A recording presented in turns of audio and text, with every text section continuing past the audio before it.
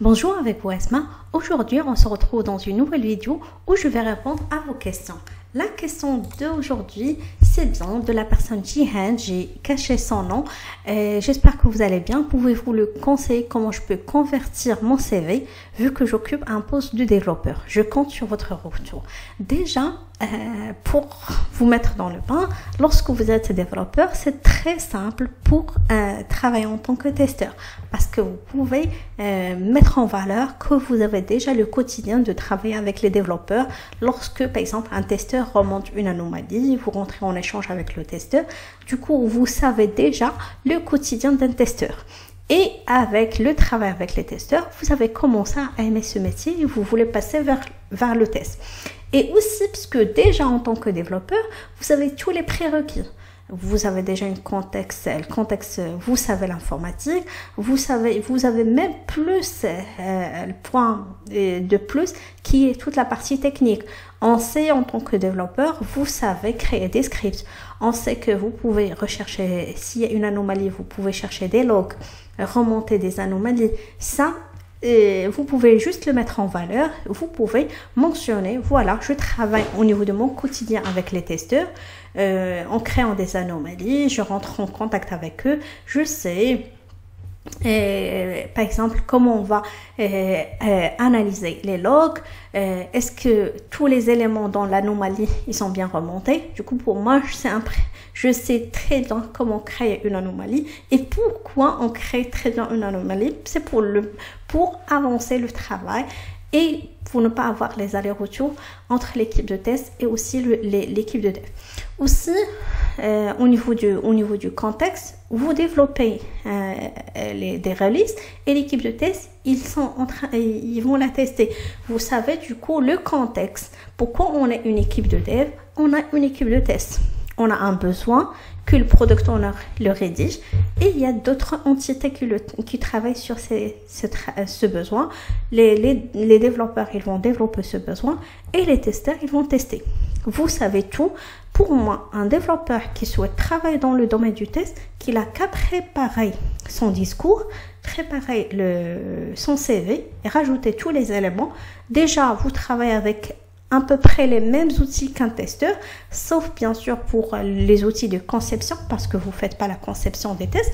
Mais par exemple, si on utilise un outil de remontée des anomalies, vous savez déjà utiliser Jira. Par exemple, il vous reste que le point de la conception des cas de test. Vous pouvez mettre en valeur que vous savez rédiger des cas de test et déjà et c'est pour cela vous voulez aussi passer dans le domaine du test. Voilà, il vous reste juste de mettre en valeur que vous savez à partir des spécifications fonctionnelles ou à partir du user story à créer des cas de test, faire la conception et par la suite d'enchaîner, d'exécuter les cas de test. Lorsqu'il y a une anomalie, je remonte l'anomalie à l'équipe de test. Bien sûr, si vous voulez aussi rester dans toute la partie développement, vous pouvez travailler en tant qu'automaticien, c'est-à-dire vous faites l'automatisation du test. Aussi, il y a l'avantage, si déjà vous aimez continuer sur tout ce qui est script, et l'avantage, pour les personnes qui travaillent au niveau de l'automatisation, il peut négocier un salaire plus que par rapport à un testeur qui fait que la partie fonctionnelle. Et actuellement, on a de plus en plus tendance à demander aux testeurs fonctionnels de rajouter aussi la casquette de l'automatisation du test. Pour vous, ils vont vous accepter parce qu'ils savent que vous avez les bases, même pour un poste de testeur fonctionnel. Et le jour où ils souhaitent basculer vers l'automatisation, ils ont une personne qui a déjà une base technique, qui sait créer des scripts. Et pour vous, l'automatisation de test, ça va pas être une magie, ça va être très simple pour vous.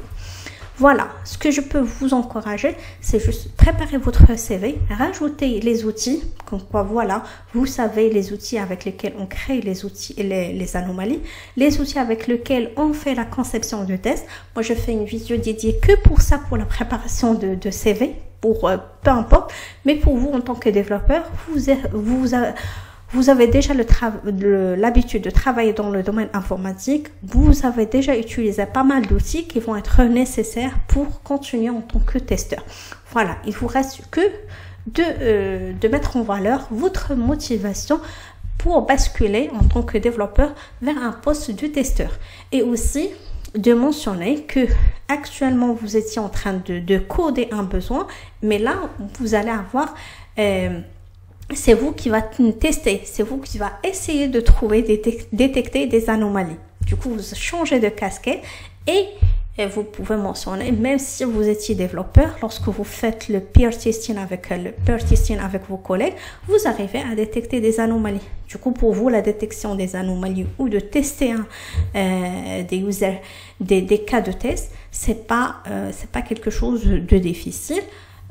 Moi vraiment je vous recommande fortement, si vous voulez plus rester en développement, le poste le mieux pour vous ça va être du test, et pourquoi pas par la suite lorsque vous comblez les deux, vous passez vers un poste qui est chef de projet. Vous allez déjà vous avez eu tous les casquettes de développeur et un testeur, ou de passer vers un poste de product owner, vous allez rédiger le besoin, ou passer vers l'automatisation de tests, un test manager.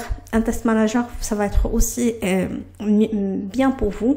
Il faut juste travailler par la suite toute la partie chiffrage, planification de ressources, et dans ce cas ça va être une montée en compétence vers un poste supérieur qu'un poste de testeur. Voilà, pour vous ça va pas être difficile du tout, parce que vraiment ce que vous faites au niveau du développement, ça va vous aider pour travailler, que ce soit dans un contexte de testeur fonctionnel ou un testeur qui fait aussi de l'automatisation du test. C'était tout pour aujourd'hui. Et je vous souhaite bon courage, et si c'est la première fois que vous regardez ma chaîne, n'hésitez pas de liker la vidéo, de s'abonner, comme ça YouTube peut proposer la vidéo à d'autres personnes.